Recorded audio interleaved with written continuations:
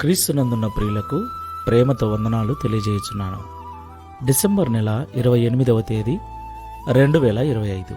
ఈరోజు దేవుడు మనకు చేస్తున్న వాగ్దానం ఏమిటనగా రోమాపత్రిక 16వ అధ్యాయం 20వ వచనం.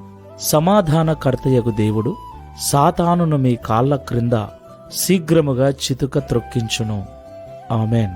నా ప్రియమైన సహోదరి సహోదరులారా, ఈ లోకములో మానవులకున్న ఏకైక శత్రువు సాతాను. దేవుని కార్యములకు, దేవుని వాక్యానికి, దేవుని సంఘానికి విరోధి ఎవరు అంటే సాతానుడే. వాని ప్రేరణతో ఈ లోకంలో మనుషులు పనిచేస్తూ ఉంటారు. మనుషులను తప్పు త్రోవలకు ప్రేరేపించువాడు వాడే, పాపము చేయుటకు ప్రేరేపించువాడు వాడే.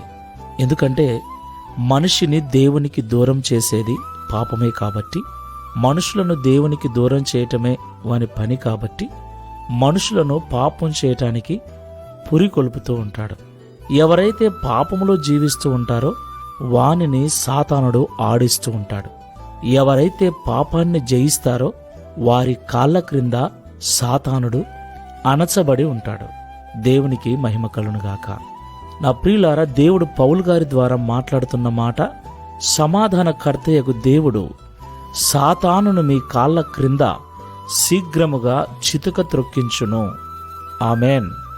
దేవునికి సమస్త మహిమ కలుగునుగాక. ప్రియులారా, ఎవరైతే పాపమును అసహించుకుంటూ పాపానికి దూరంగా జీవిస్తూ ఉంటారో వారికి సాతానుడు భయపడతాడు.